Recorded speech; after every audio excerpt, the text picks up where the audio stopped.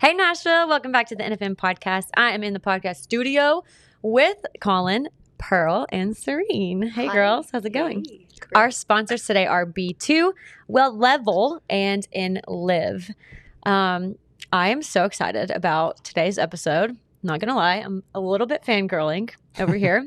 I've been listening to Trim Healthy Wisdom, a book. If you guys follow me on Instagram, I've posted about it a few times. And followed you girls in the Trim Healthy Mama world since I was young because my mom was really into your cookbooks. So, yeah, I feel like I'm finally meeting like friends that I've known all my life. Aww. So it's so special to have you girls here today. It makes us feel old though because we're starting to meet, mamas now that are, grown up, starting to have their own families, and their mother did our cookbooks, and now they're like, oh, I'm the next generation. Yeah. That's cool. Yeah, we're grandmas. Yeah. So. Well, do you guys have daughters? Oh, yes, Okay. we do. How many? I have 6 daughters and 6 sons. Whoa. Yeah. You have 6 daughters and 6 sons. Mm-hmm. Oh my gosh, I did not know that. Yeah. That's amazing. Yeah. My dad's mom was one of 12. Okay. I only gave birth to 9. So, I adopted some. Okay, I gotcha. Still, that's amazing. So 6 daughters, 6 sons. Even. I love that. What about you? Yeah, I have 5 children, 2 daughters, 3 sons. Yeah, but 8 grandchildren now. Yeah. So, Oh, congrats. Oh, So, wow. yes. That is so fun. Yeah. I just found out that my son's having a boy yesterday. Oh, yes. So we've got another grandbaby boy coming. Yeah. Oh, I don't know how the congrats. number of the grandbabies. Don't ask me that. You don't even know? No. It's too many to count. Yeah. Yeah. Oh my gosh. Are they do they think you guys are so cool? Your grandkids? Are y'all- Do they? I don't know. I think they're Oh, so what do they call you? Well, this is the thing. You see, Grandma? do you want to know that story? Pearl Priscilla. Priscilla's her middle name. Okay. And she was like, I don't know if I want to be grandma or something like that. It's not a thing. And down in our country, it's Nana. And I'm already Nana. And our mother's Nana. And so she's like, I need something unique.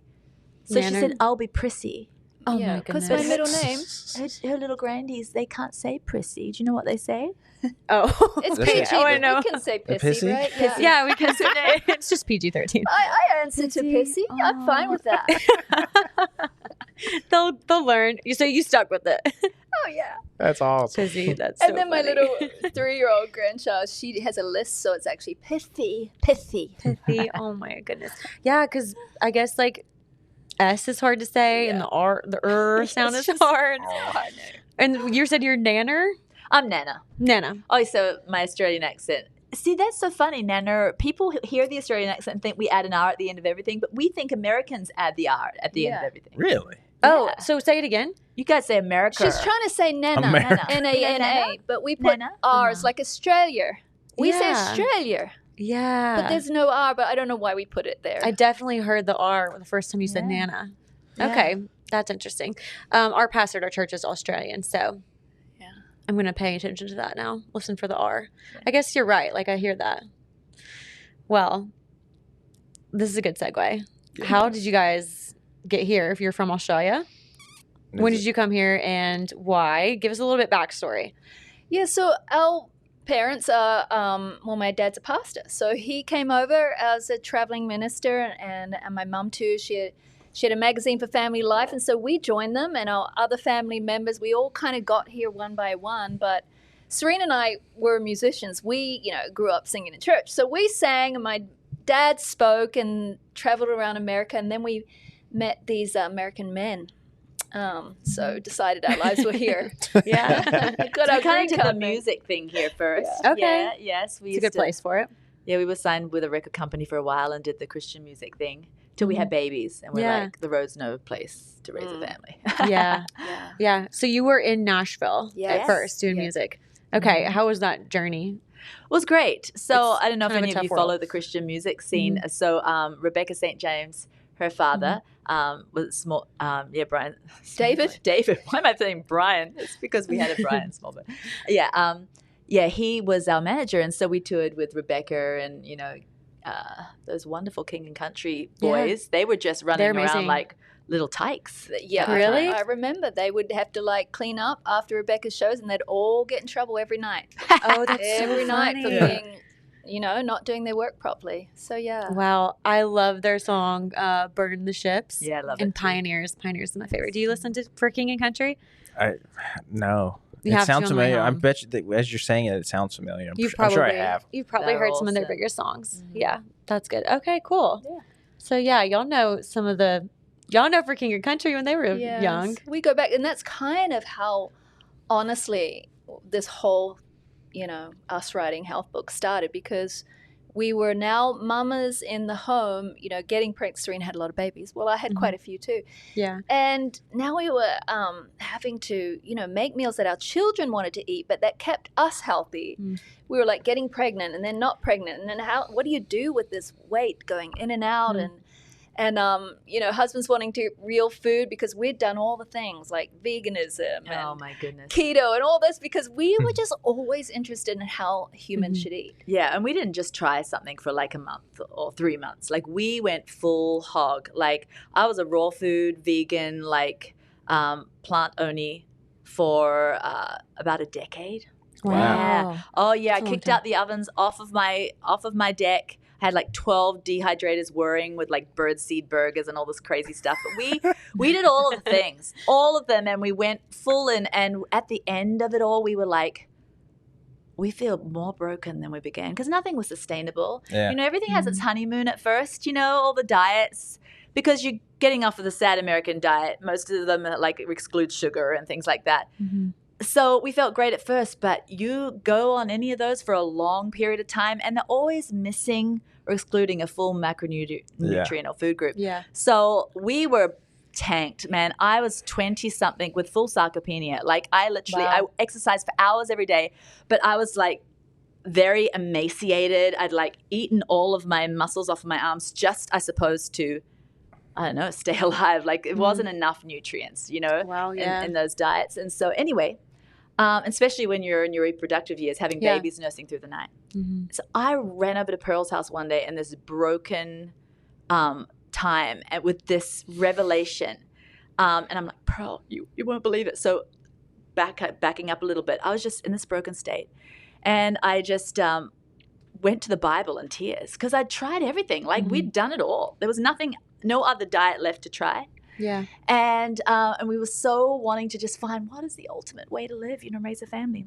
And I just peeled the Bible back of my nose, because like crying snotty nose, because at that time I was just really in a low spot. Yeah. And I was like, God, I've always come here for spiritual guidance and wisdom, but I know you got something practical in here for me to know what to eat, like Come on, God. just the basics here. And amazingly, like Deuteronomy, this poetic scripture just jumped off the page to me. And I'm going to paraphrase here, but it was like, I give you the harvest of the field, the blood of the grape, the milk of the goat, the fat of the ram, all of it, was in there. All of the macronutrients were in there. And I'm like, oh, light bulb moment. Everything I've ever done was leave one of those things out. But here, and the beginning of the scripture was like, and I'm going to make you ride on the high places. And I'm like, down in the valley in the dumps. Like, I want to ride on the high places. So I ran over to Pearl, like, Pearl, all of the groups, they're all in here. Yeah, so we did. We made this little pact. We like fist bumped one another, because I was in my low place myself. I remember I was just coming off keto, and I was in this like, it wasn't keto back then. It was Atkins. I don't know. You guys might be too young to remember. Mom did the little red label. Yeah. Yeah. It's like no carbs. And I remember walking down my driveway, and my thighs felt funny. Like I didn't have enough glycogen in my muscles to walk down my driveway. Yeah. It was like a long driveway, but still I'm like, what's wrong with me? Yeah. And, I had surgery for reproductive issues like fibroids, and because I'd been on this vegan diet, I was never as like gusto as her. I never had the willpower. I'd try something for like a while, and then like, this is hard. This is dumb. Let me go drive through, get Sonic. Yeah. I'd go get a milkshake or something, or have a donut, because I'm like, this is dumb. Yeah. So we did this. Yeah, go. And on that, I want you to get right back where you were. But when you were talking, I think people listening are probably like, oh, that's me. Well, that's me. That's me. Yeah. Like, but you have the willpower to stick with it. Yeah, so you knew that there's something wrong. It doesn't work. Yeah. Whereas I think a lot of people think, oh, I'm not disciplined enough. Right. I didn't stick with it, so that's why it didn't work. Right. But that's not the case. It's not the There's case. so much freedom for people to hear from what you guys are saying. Okay, keep going. Yeah, I remember because, I mean, I had been a vegan, like never as like not a raw food vegan. And then I would have cheats. Like I desired butter, you know, and I thought I was sinning when I ate butter, basically. Because like butter was akin to cigarettes back then. I mean, why would I put that animal thing inside my body? But fatty animal thing. Yes. But I ended up, after a vegan diet, for a basic vegan diet for 10 years, I ended up with fibroids. And I remember looking on the internet at that time. I had dial-up, right? What's the best way to, you know, shrink fibroids? It said a vegan diet. I was mad because I had just done that for 10 years. Yeah. Here I had these fibroids and I'm like, nope. So then Serene kept running over to me, you know, and then I tried Atkins and I'm like, no, actually, this is actually simple. This is sensible. This might come from the Bible and ancient scriptures, but this is the soundest thing I've ever heard in my life. And we just made this pact, no more shutting off food groups. That's all we've ever done. And we said no matter what, well, something happened to me. Not to Serene, because she was kind of too thin at the time.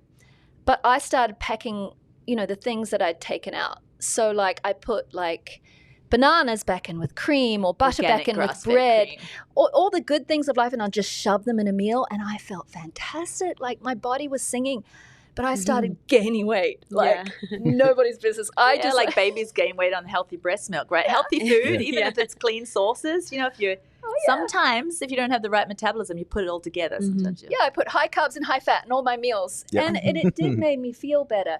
But, I mean, I was like, you know, two jean sizes up in a few months. And so we're like, what? So that's what began our whole Trim Healthy Mama quest, how to eat all the food groups, but how to do it a way that you can just find your healthiest way. But, you know, we did a lot of research, you know, into the hormonal interplay of digestion, everything. And do you know where we went? You know, we went to a lot of like, you know, research papers and looking up all the data, but we went to the bro sites. You know, the heavy guy lifters. They know how to hack their body. They do all this harsh cycling and everything, but it works. But we're like, women don't need to be doing this. But what if we can kind of like gentle it up? And so we got a lot of our like ideas, original ideas from the big bro lifters, and to the point where I know this is PG-13, but like we've never sworn in our life, but we started saying, you know, ASS occasionally, because that's the term. And I'm like, what's happening? We're like, oh man, you know, we've been on the forums, on the bro side. Okay, so you're a lifter bro, right? Yeah, bodybuilder. So, okay, yeah, that's what we call lifter. Yeah, exactly. Okay, so back then, and this was in like the 2000s, you know, that you didn't have like groups or stuff. You had forums, clunky forums. Everyone, do they still do that, the bros? The forums are dead. Okay. There's like there's like 2 or 3 kind of alive. I was just on them, is why I know. So we were bros. We had our bro names, and we were with all the lifter guys. They didn't know we were like. What were your bro names? Oh, I don't remember. We had we just made them real kind of fierce. Yeah, I thought you were Prisk. Yeah, one of them. I used my middle name again, but I added some things to it. But I remember no one knew that we were like these dorky homeschooling mums. Yeah, so learning all this stuff. Changing diapers and had Birkenstocks on, and we were all on the bro sides. We learned a lot. But anyway, so that started like us finding out how to keep all of the food groups in, and but also be able to control weight and keep slim. And we were like, oh my goodness. So we wrote this all down on like little pieces of paper and paper plates because we weren't organized, you know. And we had a woman coming to us for this plan. And we'd share out the little plan with them. We're like, we're going to write it all down, one-stop shop. And we're going to answer every question we can ever imagine because we don't want to be doing this anymore. You know, a 600-page book, you know, with everything we could imagine we needed to put in there. We put it on print by demand on Amazon thinking, you know, we'll sell 3 copies, you know, because we're just homeschooling dogs. Who cares? You know, we don't have any kind of ambition. We turn around in a few months and it's New York Times bestseller. It had just like some kind of thing had hit. You know what I think what resonated so much with mamas out there was the being done with the diet train. Mm-hmm. Yeah. It resonated and they're like, okay, we want to be done too. We want to bring all the food groups back in. We want to celebrate food in the kitchen. Yes. We don't want to be slaves to diets and tangents and fads. People need to hear this. Keep preaching. Yeah, keep going. Yeah, man. Well, and that is so like, when I said the word freedom earlier, I think like so many women and men, but they feel like they have to do a diet. Like, and I don't use that word with any of my nutrition clients. We don't diet. We're just eating like the way we're supposed to eat, like just whole foods. Like we include all the macronutrients, like you said. And there's a way you can do that. That you could call it dieting if you want, but it's just like balance. Anything you eat is a diet, of course. Yeah, but if you go on a diet, what made y'all go to do that? Because if you think about it, like logically, it really makes sense. Like the people that control the way they look the most and feel the way that they want to feel the most are those people that you just described. Like we live that life, and like I've obsessed about it since I was 16. Yes. Yep. Well, because they know more than any. We knew that whenever there was like a study put out, on like some kind of post, they'd be like, this is dumb. It was from like T Nation or something. Yeah. Like they had the data. They had the human body understood, and it was like they were the ones that could manipulate the body to do what it needed to do. Build, cut, do it all. So we're like, okay, we know that's not sustainable to put women on this because, the Bible was going to be our filter from that point on, when I was like, oh my goodness, this ancient scripture has it all here. And the Bible says he gently leads those with young. He gently leads women. And I feel like that's the worst thing that has been done to women is such harsh, like diets and exercise programs that are so harsh because their cortisol spikes, and their leptin tanks and everything just like, goes to the curb, and all they're doing is in survival mode, holding on to every calorie and cannibalizing their muscle and all that. So, we were just like, no, it's got to be gentle. So we went there, but we kind of had to tweak a little bit. Yeah, we tweaked it for what we were women in the home. We were having babies. We were feeding children and husbands, and we thought, well, we're not one bro, just doing this for myself. We have to do it this with a family. So we kind of created our own plan that worked for women, but with bro science. And also with bro science, but you see, we also saw with the bro science, they were crashing their T. They were hormonally becoming they were tanking. And so we're like, okay, so harsh doesn't even work for them, but it's definitely going to not work, but did get results. So we just need to be able to like let the body feel safe while we do this. Yeah. Yeah. So, okay, so what was the first book y'all came out with? What was the name of it? Trim Healthy Mama. That's Mama. What launched the movement. We didn't know it would be a brand one day. Yeah. What's funny is we actually wrote it, we called it Slim Healthy Mama, not really thinking about the title. We like healthy is real important because it's not skinny. What's kind of, we thought slim is a good word, and then mama, we're mamas, And then so like right before we were going to launch this thing on Amazon, we looked it up and there was this blog called Slim Healthy Mama. And we're like, oh no, we need to change the name quick. It's a good thing it was just like print by demand, so we could just change the cover. Yeah. And so we called it Trim Healthy Mama, and it just stuck. Yeah. And you guys have kind of evolved a lot over how long? You said 15 years. 15 years. Yeah. Well, I was just going to say, Trim Healthy Mama. And over the years, we've wrestled with because now so many men are doing it by default. Their husbands in the home and teenage sons. And we're like, well, it's not just for mama anymore. We'd love to include everybody.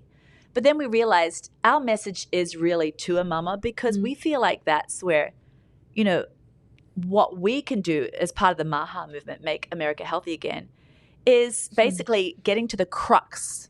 What is the crux of the home? The mama, right? It's if she can get healthy, then it's like one mama, one kitchen, one family at a time, making America stronger again, healthy again. So we're proud of Trim Healthy Mama. Yeah. Yeah. That's yeah, cool. for sure. So I feel like it probably would have been hard for you guys to come out with this book and then as you've evolved, change some things. I know in Trim Healthy Wisdom, you've talked about that, like things that you believed back then were true, even when you came out with Trim Healthy Mama, that you've learned and changed your viewpoint on.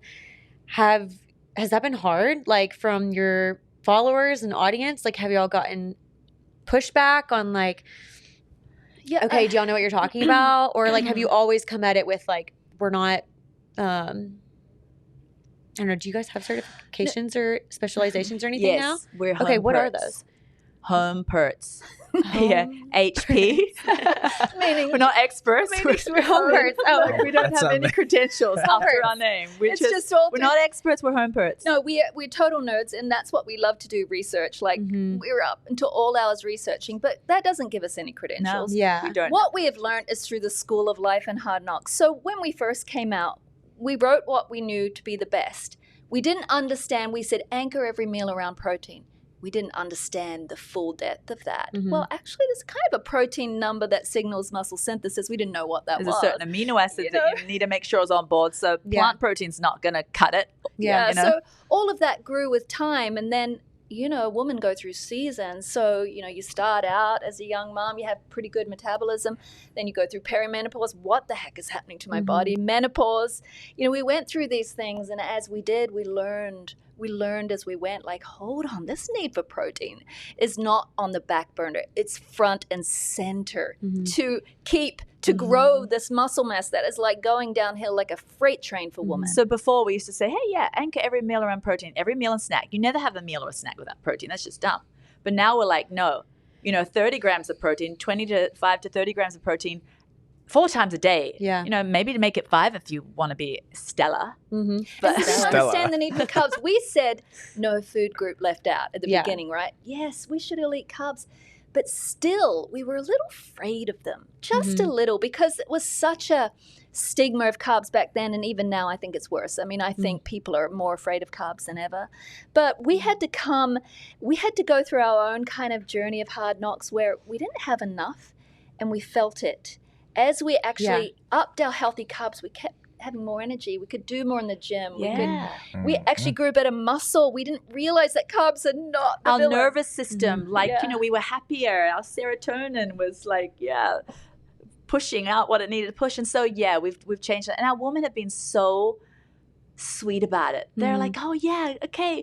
They were all open to that. The only thing that we've had some pushback on, and I think that it's just because it's been done so wrong, is we're about peptides when people have really extreme broken metabolisms, because we don't want anyone left behind. The people on the bell curves that are doing everything, they're ticking the boxes, they're having their protein 4 times a day, they're eating clean, they're exercising, and they're still stuck. They're stuck, and we're just like, a peptide can be done low and slow and well. But that, I think, was shocking at first. The GLP-1. I think people think, well, that's just always a shortcut, always a cheat. Sometimes people think that when it can be used so wisely for some people. My husband, we don't need to use them ourselves, but we're not going to be anti if people really need them, because some people do, especially if they've done yo-yo diets for years. It lowers their own incretin hormones. And sometimes they just can't get them back. And some people, they just don't have genetically as much, or as you get older, your incretin hormones, they lower.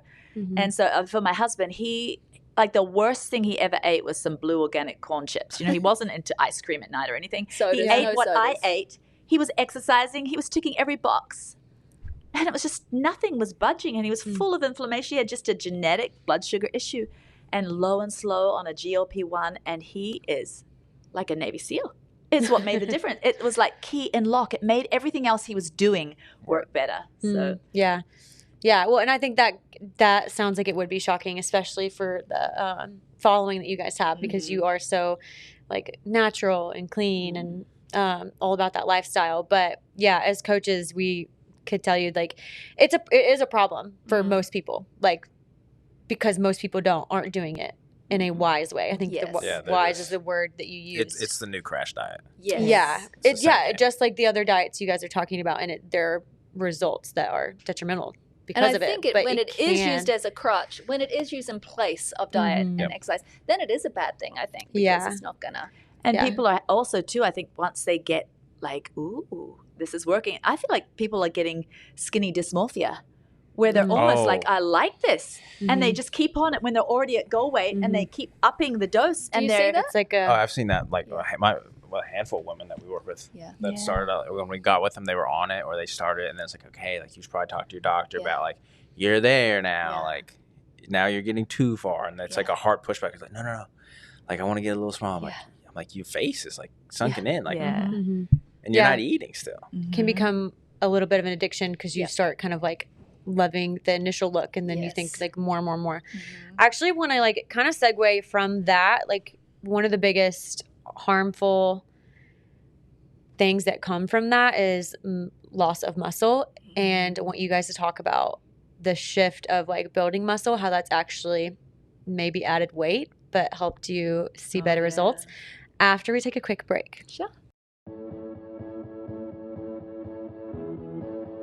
If you're a wellness or fitness pro looking for a space that truly fits the way you work, check out B2 Wellness Suites. With locations in Brentwood and Mount Juliet, B2 offers private suites, shared offices, and day rentals, all in a calm, welcoming environment designed for our industry.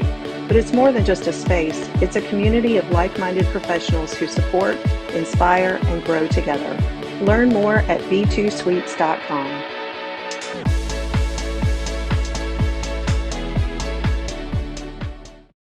Hey Nashville, welcome back to the episode. We are here with Serene and Pearl and Collin, and we were just talking about GLP-1s and how they can be really helpful when used in a wise way, but one of the things that can be detrimental is the muscle loss if it's not used correctly. And in your book that I'm reading, you guys talk a lot about like how muscle mass can help and speed up the metabolism actually, and it might see a change on the scale as you build muscle. And you guys have had your own journey, which the protein conversation comes back into this as well. Tell us how, like, what shifted when you started realizing that you needed to put on muscle, and how did that help in your journeys? Well, I think mine was a bit more of a dramatic story, so I'll share mine.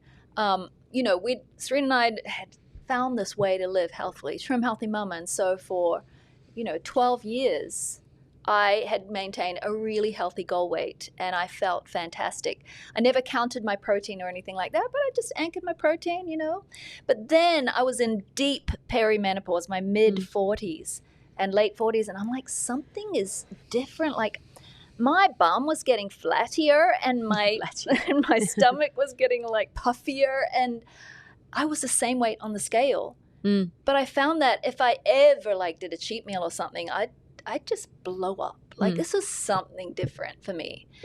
And then I started having all the hot flashes, all the things, the things that women go through. And I was just at the end. I was like, I'm desperate. This is not my body. I don't recognize the way my body feels. And I went to a hormone specialist, and he's like, oh, Pearl, you want to get on hormones? So I did. But he's like, Pearl, I want to ask you something. Do you know what is your greatest risk for mortality right now? And I thought, okay, I'm a woman, breast cancer. Is it breast cancer? I'm in that age. And he's like, no, it is you falling, breaking a hip, never being yourself again, losing more muscle. He said, you're a thin white woman and you're skinny fat. He said that too. He did not have a good bedside manner, but you know what? Wow. I am so you needed that happy though. that he said that to me. He's like, you need to gain some muscle, because what I'd been doing, because I didn't want to gain weight on the scale, was limiting my meals, which means limiting my protein. And I'm like, hey, I'm the leader of a health movement. I can't gain weight here and look fat. I've got to look trim. But I was losing my muscle. And then, of course, you were like, well, maybe I'll just extend the time in the morning before I eat breakfast and start doing some intermittent fasting. Yep. Which cannibalized her muscle even more. And say it again. Yeah. No, so I was a woman who experienced muscle loss, even eating a pretty good diet, a pretty fantastic diet, but not eating enough protein and not lifting weights. I was like the girl, I'm going to do toning exercise. I'm definitely going to exercise, but I'm going to tone. I'm not going to get into some big weights. I'll leave that to Serene. Serene was into it by then. But you don't want to say, we just said that the intermittent fasting made it worse for her. And I just want to make a point here. GLP-1s, people are worrying that, it can start, taking away some clean, lean body mass. And that's scary. But intermittent fasting, any form of fast weight loss like that is all going to take away this precious muscle tissue. When people lose weight on these crash fad diets, 50% of it is muscle. So lose weight. Yes, you lost weight. Did you lose fat? A little bit. A lot of muscle, a lot of water too. And so anyway, for the thing that I notice a difference with once we really getting nerdy about our protein, having the 30 grams 4 times a day, and then making sure we had at least 3 grams of leucine, right? Which is that muscle boss amino acid that goes out and pulls the trigger and tells your body, we're going to build some muscle, and making sure that I was having animal proteins that had the rest of the essential amino acids, right? So all the minions to build the muscle too. So, but what I noticed is, how we talked at first, we were like, we want all the food groups in, but we had to look at the interplay of hormones with metabolism, because, some people, you eat all this clean, wonderful food, you stick it all together and you gain weight, right? Because not everyone's metabolism is the same. What we noticed both was when we started putting on muscle, we didn't even have to worry about separating fuels, like having a fat meal here and then a carb meal there. We could shove it all together because our muscles were like these hungry little sponges, feed me, bringing all that, like sponging all that blood glucose into them, using it up. And so I do have to say, freedom. Though, it took me a long time, because I was a woman who had never lifted heavy in my life. I did like aerobic stuff, and then I was like into lifting ketchup bottles. Yeah, we did workout videos, and I lifted ketchup bottles. It's true. And so a true at-home workout. Yeah. So I thought, okay, I'm in my home gym. I'm gonna get some kettlebells and some dumbbells. And I mean, I was lifting pink lady ones at first, and I'm an ectomorph, so I was really shrunken. Menopause had shrunken me more. And so slowly, it really took 2 to 3 years before my metabolism really is now what it is, burning. It's like my muscles are like a sponge. And I'm not so big, she but, couldn't, but I've got muscle. It just eats up my food. So she couldn't shovel all the food groups together until she noticed, I'm losing weight. Yeah. Like I'm starved after these workouts. Yeah. And then she realized my metabolism is a hungry beast. Oh, it came back like a hungry beast. Yeah. It did. Yeah. Now we can't even hardly eat enough, because the muscle is metabolism. I'm sure you preach it. But every time do you guys notice this though? And this is what happened to a lot of our women. And that's why I said 2 to 3 years for me. Maybe you can get people quicker. But I think women, especially when they go through these seasons of tough metabolism time, maybe perimenopause, you get them lifting, right? You get them eating their protein, and the scale goes up. And let's just say there's a layer of fat that won't budge too. Do you feel like the muscles just aren't there quite yet? Oh, and it might take a longer time. We just talked about this 2 weeks ago. We did like a whole bit on like how. Well, I'd love to know what you say to women, because women always come to us, Pearl, I'm doing what you said. I'm just like, just wait. Yeah. So what do you say? It's reframing the expectation of growing muscle and changing the physique on a longer term than it is like it, because they've all dieted before, so they can experience how quickly you see that change, and you can do it in like 2, 3, 4, 5 months, and it's like, oh, this is awesome. People are like, but when you're building muscle, like, and especially like as we get older and like as we're more and more smaller, where you're not like predispositioned at putting on size quickly, like it is such a long game. You don't see that. So like I try and get them to shift their mind to getting excited about their performance, because we know if that's coming up, then it's like we're growing the muscle tissue with it, and then they get really like bought into like, oh, like I'm going to deadlift more today, and like I know it's going to grow my butt a little bit. And you're like, here we go, and then they now quit focusing on like the scale as much, and they're like they buy into the whole lifestyle, and they become, in a sense, a little bit more broy back to it's more broy. But then they feel stronger, and they're like, oh, this is awesome, and they're like they're hooked on it. And what we've had to do too with some of our real postmenopausal women that have been sedentary for a long time, and they're soft. They haven't got much muscle at all. We're like, you may not be able to have all the big fatty bacon and steak. We're all about that. At the same time as having potatoes and all that, you might need to have some, some of your snacks might need to be essential amino acids, with some, fruit or whatever, but it's not like all fatty and carby together. Yeah. They're not ready for like 30 grams of protein 5 times a day. They'll end up using some of it as fuel. Well, I think in tough metabolism stalls, when weight is so tough, I think lean protein is such a better burner than fatty protein, because it causes that muscle synthesis quicker. Yeah. And so we've found that. That's something else we've learned to, just when we hear from women, because women, we have had this huge Facebook group with 250,000 women. They're talking all day, and they're just telling us how they feel, what they're doing, what's going on in these do you know what hormonal seasons. One thing we learned? They all had their honeymoon season with intermittent fasting and keto. Yeah. They all return because the honeymoon season, it goes and they have rebound weight gain. And see, I think that's what you were saying. A lot of people are like, well, I actually felt great on intermittent fasting. I might get back on it, because they weren't on it long enough to realize the detriment. But I'm telling you, it has a rebound Yeah. rush back. Yeah. Yeah. And whenever you can, I think it's so hard to mentally like get over that idea of you have to do something like intermittent fasting or some diet to see results. If you can trust the process and lift heavy weights, like you guys are saying, and that's going to take time, like, you know, to what Collin was saying, like you even to learn how to lift heavy takes forever.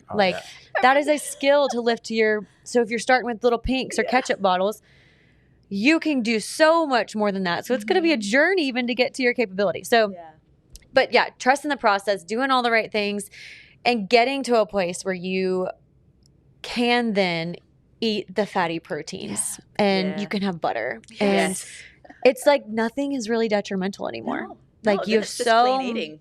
you have so much freedom around food, and I that's why I love you girls so much and like what you are sharing with women, because the clients I get, most of them haven't even heard of you, and they still are in that mindset of like they're coming to me with 1,300 calories a day, and they're doing all the right things. They're lifting weights. They're like. And so we start eating more and they're like, I feel better. Like I'm lifting heavier. Like I have energy. And it's just so good to see like women start grasping that it can be so much better than what you're doing. I think women have been told over and over, if it's not, it's always exclusion. If it's not excluding a macronutrient like a carb, it's excluding a meal like skip breakfast, or it's excluding enough calories. We have been done wrong by like, so that's why like our whole 7 skills book, this new book, which we'll talk about. It's great because it's just a weekend read, finally, which we usually we write magnum opuses 1,000 pages. But it's all about including, like what you're saying with your woman, like you're telling them to eat more, and then it's like counterintuitive, right? But they get it doesn't make sense. But you know, I at first, when I first started lifting weights, I did not, respond with my diet properly, and I was spending so much time in the gym. And I really wasn't building the shape. And then I realized, okay, I just need to eat more. And all of a sudden, bam, results. They say success is in the kitchen, right? With lifting. And so, I mean, of course, you got to put in the hard work. But if you're not feeding that hard work, you're not going to see the results. Yeah, you're just breaking down the body. Yeah. It's going to be exhausted.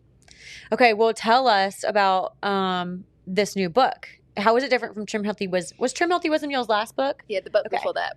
Well, how is it different? Well, Trim Healthy Wisdom was 1,000 pages. It's huge. This is like a tiny 100-something page book. Yeah. So what is the focus in the 7 skills to lasting health?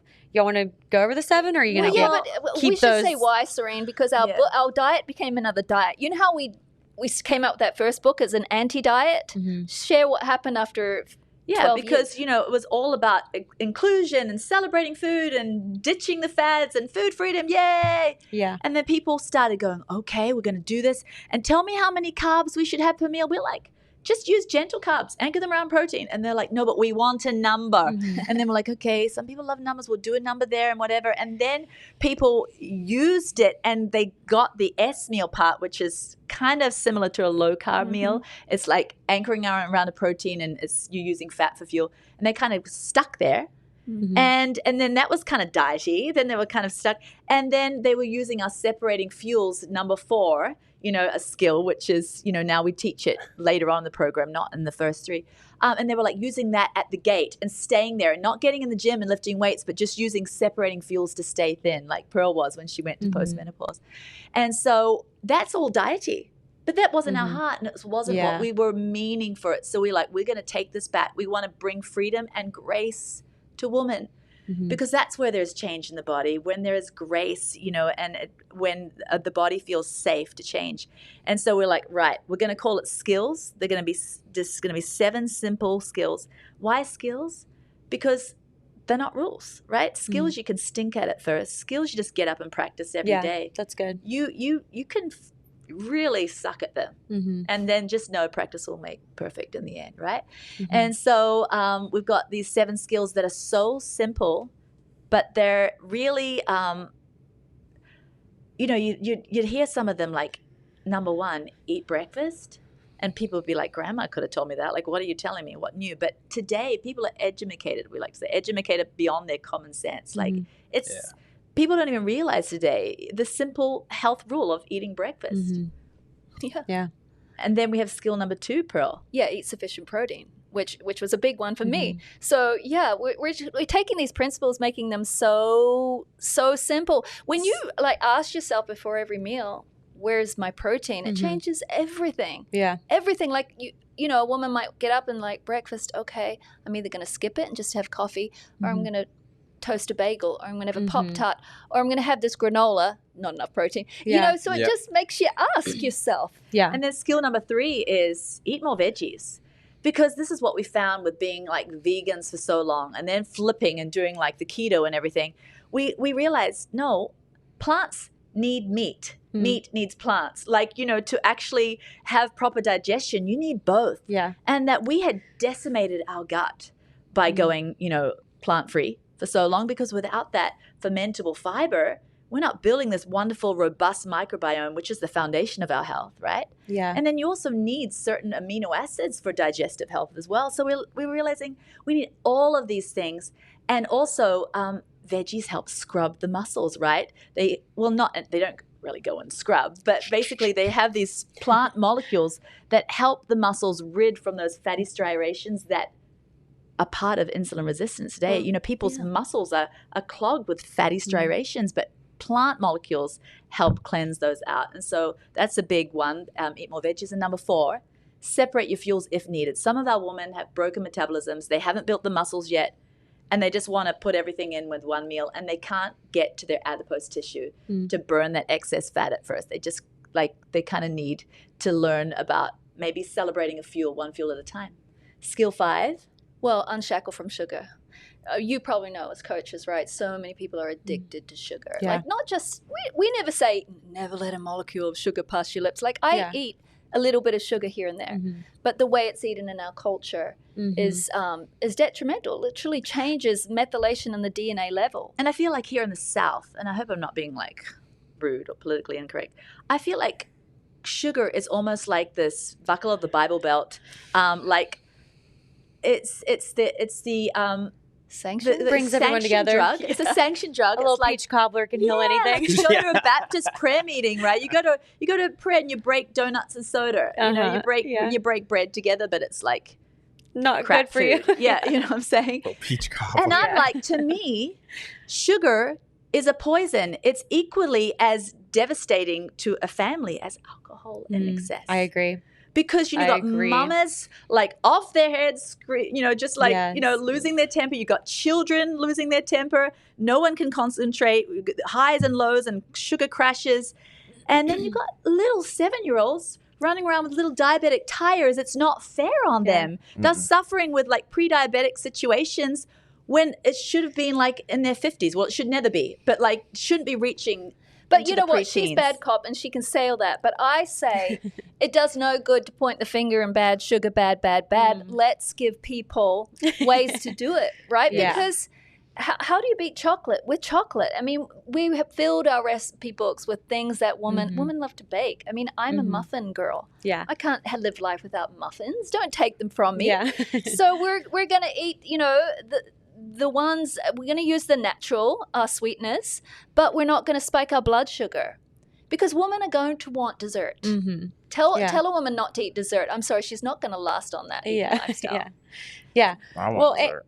What are you saying? I said I want dessert. I know, I do too. But I think the difference is like whenever you are fueling your body with such good food, you don't even want to be addicted to sugar. No, like so you true. don't even have the cravings that like when sugar is everything. It's so true. Like you then ask that's yourself, everything. where's my protein? If you ask that question in a meal, you're going to get that satiation from protein. Yeah. That the sugar begging, the cravings, is going to be so much further back. And when you're in the gym and you've had oxygen pumping through your body and your mitochondria and your cells is like alive, you know, you don't have these energy crashes that crave sugar. Yeah. You know, you're not like, I just to the vending machine I go for a Snickers. You know, you're on kind of a bit of a high from your workout. Yeah. 100%. Yeah. And then you could have a little sugar here and there because it's not everything. It's just like, oh, this is a choice. This isn't an addiction. Right. Like, it's a I'm little going to choose to have a little sweet Yeah, something. I'll taste vitamin the P. peach cobbler. Yeah, Sure. why not? Okay. Yeah.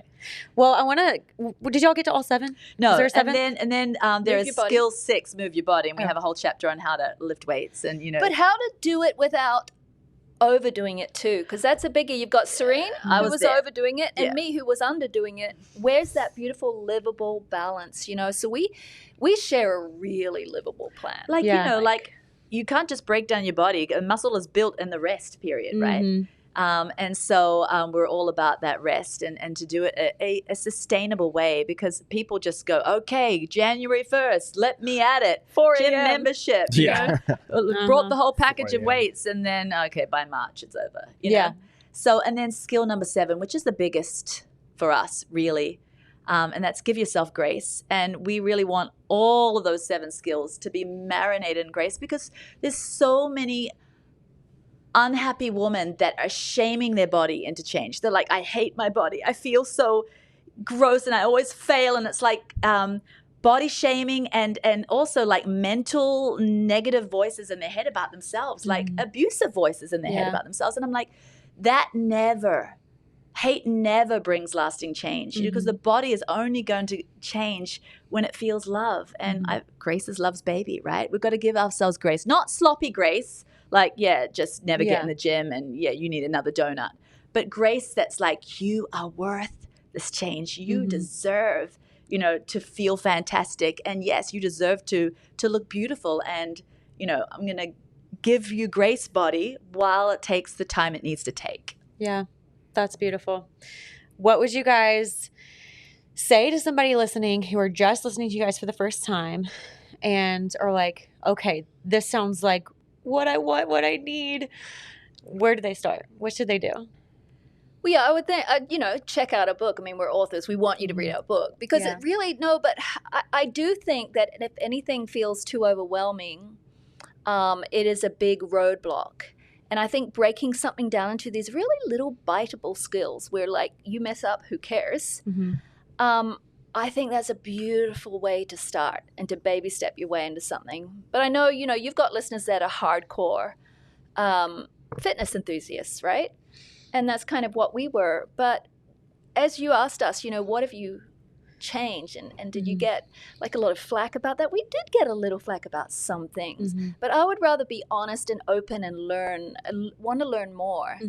And I think, like, if there's any health fitness enthusiasts listening, I think Serene probably would have a lot to say about that, because she's hurt herself by not taking the rest. By 6 days in the gym and like just so, all in my head about all the numbers and all the scale of everything. And, just being so obsessive. And in the end, just having red S and being burnt out and not responding in the gym and having less muscle than I have now. All just trying way too hard. But after giving myself grace and just instead of having the heavy rules over my life, but celebrating life, enjoying life, and having skills that are just like breath, just in and out. It's just so easy. Then my body has responded so much better because, a lot of it too is mental. I feel like when you have peace in your life and you don't have that chaotic stress, all those chaotic stress signals, your body likes to respond. Oh, yeah. Yeah. It's almost like it was just created to do this and be this way. Absolutely. Yeah. I love when you guys were talking about how you're talking about how, like, actually protein needs vegetables and vegetables needs protein and all these things. Like, they all actually work together. It's like going back to the scripture that you talked about in Deuteronomy said. Yeah. Like, just God created all these things for us to be optimized, like for it to work together, just have bodies that like live well. And it is sad that so many people have experienced the opposite. Right. But I think the message that you guys are sharing is so powerful, because there's a lot of voices out there that are going to tell you to do one thing or another. And a lot of them are extreme. And that's why they're viral. Yeah. And the thing about viral is, like, you hear, well, don't eat plants because there's lectins and oxalates and phytates, saponins, all of the anti-nutrients. Humans weren't created to have vegetation at all. We just eat meat. But what they fail to understand is, actually humans aren't created to break those down, but your gut microbiome has all of these And things. what do you need to have a healthy gut microbiome? Veggies. Yeah. And then when you have that beautiful filter, like all of these anti-nutrients are dealt with, and then you actually get to receive the benefits of those anti-nutrients, because phytates actually have some benefits. Yeah. Lectins actually have some cancer-fighting benefits. There's benefits to those anti-nutrients. You just want the toxic part of it knocked off by your healthy microbiome. Yeah. And then what God meant for them to do to your body in a positive way will happen. So in the end, it is actually really simple. Mm. And it's way more simple than the viral, posts make it out to be. And I just feel like, too, it's like there's always the viral posts love to demonize a food group because it's shock value. It's like, and people get afraid and then share the post and But, we have realized that the biggest thing we've realized is just that harmony and synergy between everything. And so we call ourselves now meat-eating vegans because, That's amazing. we celebrate it. Yeah, I love it. Man, that is so good. And you guys were throwing out different words and things like y'all don't have any certifications. You're home perts. Home perts, like experts, but home. But you obviously have a lot of knowledge. And any listeners out there, if you want to just learn, I've learned so much from these ladies. If you want to learn a lot, Term Healthy Wisdom is a big book that is best on audio because you get to listen to their lovely Australian voices. So that's something if you have some time to really get into. And then also we have the newest book, The 7 Skills to Lasting Health. If you guys want something a little bit That's your foundation. shorter to start. That's the foundation. Okay, this is the foundation. So where can people get this? Everywhere. Yeah. Everywhere. Everywhere books are sold. Okay. And then where can they find you guys? trimhealthymama.com. We have like the Facebook. We have the group. If you want to join 250,000 women talking about health. Yes. Sorry, men can't join, but you got your bro lifting forums. Like you're the last two. You're dying. the last two there. Tell your wife to join. You'll get all the secrets. Instagram and all that. Yeah. Yeah. Okay. Sweet. So Instagram, Facebook, all the things. Yeah. Thank you, ladies, so much for coming and sharing with us today. Like I said, such a powerful message that I think people do need to hear. I'm going to share it everywhere. I hope that you listeners enjoyed this episode. On behalf of NFM and Spread the Positive, we really appreciate you guys tuning in. We hope that you stay connected and stay well, and you'll catch us on the next one.